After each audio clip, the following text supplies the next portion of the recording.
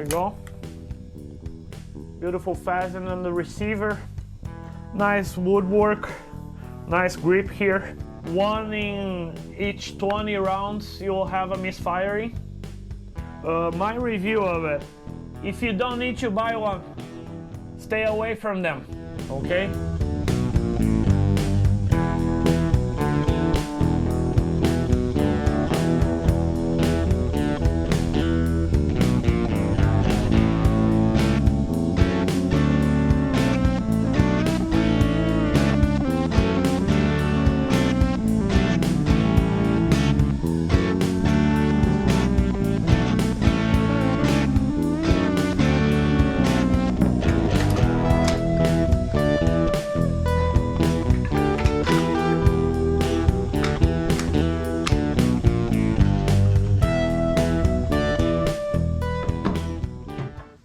Hi, welcome to Guns and Game. Today we're gonna introduce a new section of our channel that will be under budget shooting, where we're gonna choose a gun to show you guys, talk a little bit about it, and give our humble review of it. Today we're gonna introduce you to the Stevens 512. It's made by Savage.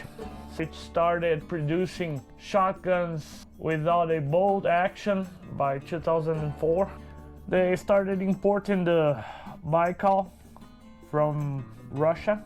They called it then the model Stevens 411. Then they started importing from Italy a 410 over and under shotgun, which costed around $1,400. The Milano was made by the Italian Rizzini and it was discontinued in 2008.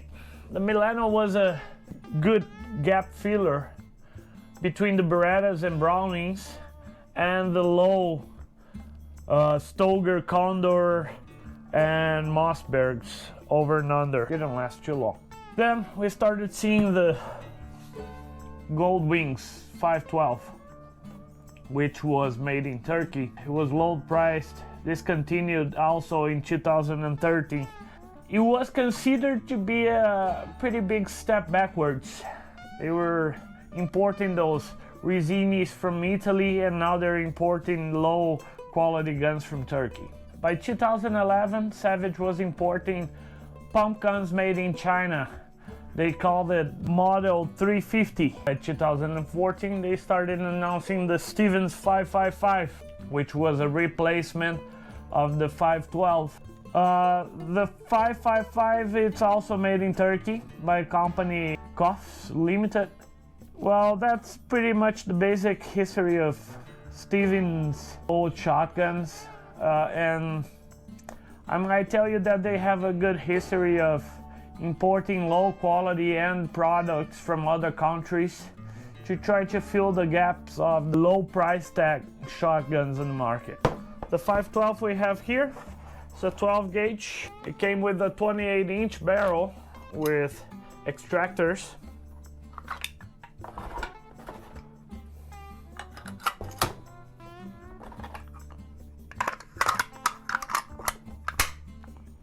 There you go. Beautiful fasten on the receiver. Nice woodwork, nice grip here. It was imported by Savage Arms in Westfield. It takes 2 3/4 and 3-inch shells. They had exchangeable chokes. The gun came with a modified choke and a ski choke. Barrel blue and still in a good quality. Has a ventilated rip. It's pretty light, I don't know. For me, the comb is super short. Shoulders well. There is a safe tag and barrel selector. One trigger, and at that price tag, actually, it was not a bad gun at all. Since we could see Baikals and Stoeger Condors a little over that price with 2 triggers and no barrel selector, so it was pretty good at its price tag. But that's a big but right there. It's known by having lots of mechanical problems, one of them being the firing pins. which this one I had a problem as well. After shooting around 20 boxes of target load, my fire pins went out in both barrels. Luckily I called Savage Arms and they promptly sent me 2 spare firing pins for free, which I appreciated. The firing pin problem's been an issue on the Stevens 555 as well.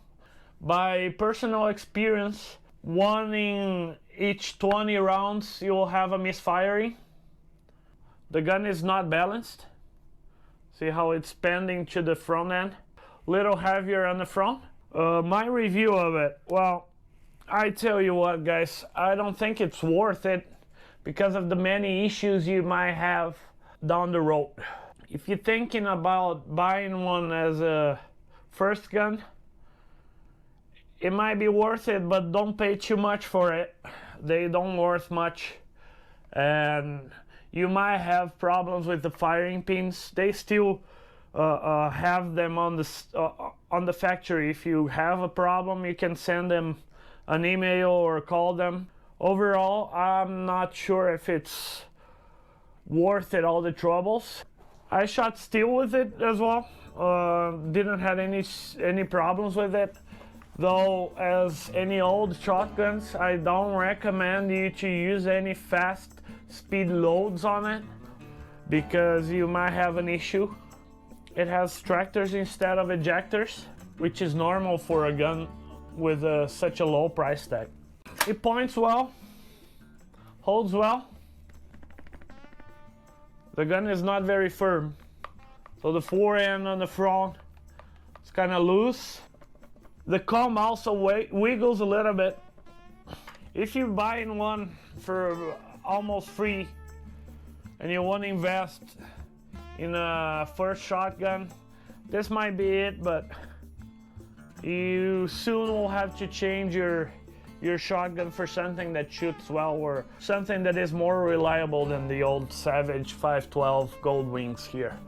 So yeah, I don't recommend this gun guys. Never buy a Savage over and under unless it's made in Italy. That's my review of the 512 Goldwing. If you don't need to buy one, stay away from them, okay? This is Guns and Games here with the Stevens 512 Goldwing.